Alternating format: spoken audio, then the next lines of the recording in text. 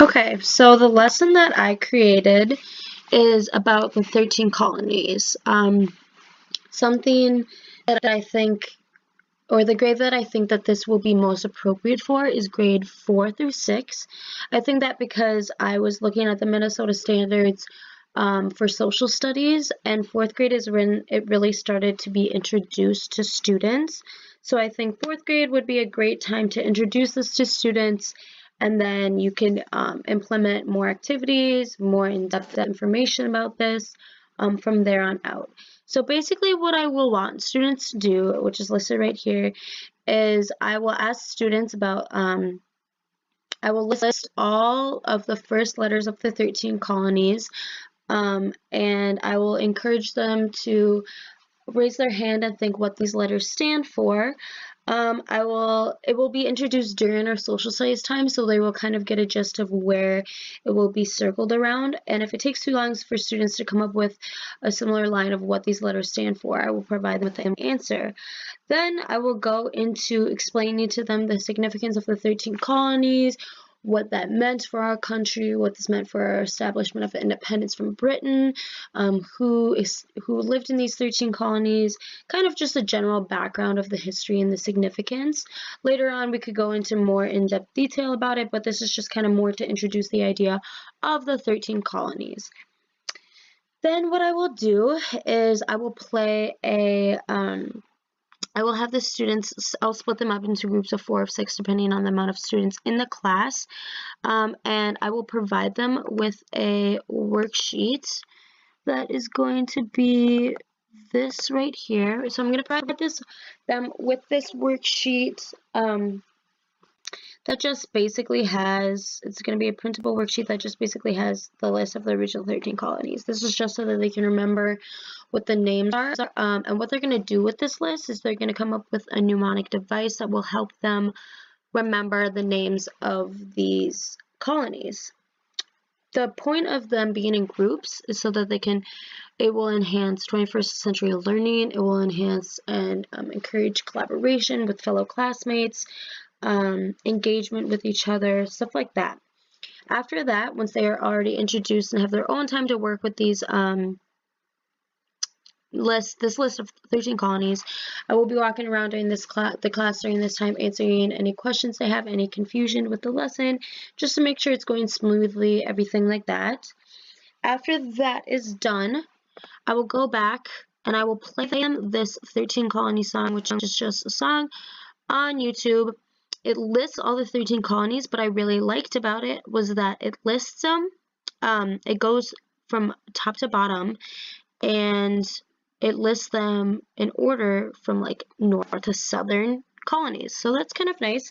It just reiterates the names of the colonies, but then it also starts to introduce this idea of location of the colonies, which is something that's going to lead us into the next activity of this lesson plan.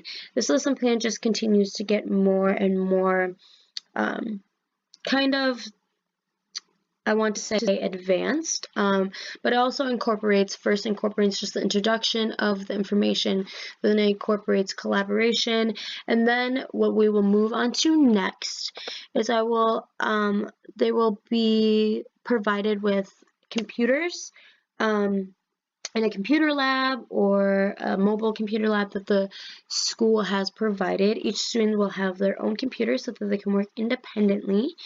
What they will do is they will go to this website that I have provided, and basically what this website is a map quiz game of these 13 colonies.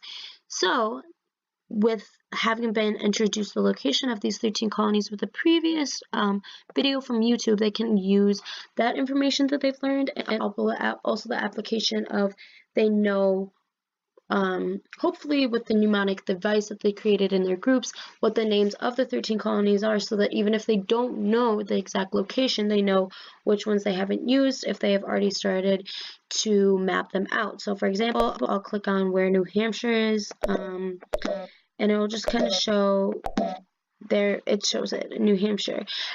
Something that I really like about this is it gives background information about New Hampshire.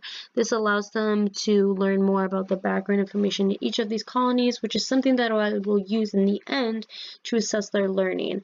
This will be like over a longer period of time. I could introduce this lesson plan multiple times, maybe just use the second and third portion of this lesson plan to help reiterate what I'm really focusing on, which is the historical significance of these 13 colonies, as well as their location for their incorporation of social studies.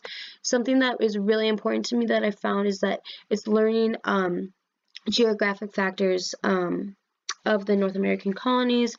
It helps reiterate the importance behind them. And something that's really awesome about this lesson is it allows equity and equality. It allows all students to have fair opportunity of learning this information. No one's left out. No one doesn't have certain access to other resources that some students may have. Everything like that. It's engaging. It has a fun song for them to listen to. It's engaging because they're not just sitting down in one area doing the same lesson for a long period of time. It encourages discussion, and then it encourages collaboration, and then encourages independent work through that game. So here's just kind of an overview of like how it will work out briefly. The expectations that I have for this is that the students will be able to tell me one significant thing about the 13 colonies in general. So what this meant for them, just a historical significance. They'll be able to name off at least 3 of the 13 colonies because they were provided with the list of the 13. They should be able to list off 3. And then once we've had more practice with this map game that I have provided, they should be able to show me where at least 2 of the colonies are located. This is just very minimal standards from the very beginning. Don't want to start off the bat too strict. Something that students can easily work towards with more and more practice. So I think it's a really great way to first introduce this information, but then also build. It's very easy to build upon and allow students to learn more historical significance as well as geographical features, which is a big standard for students at this age.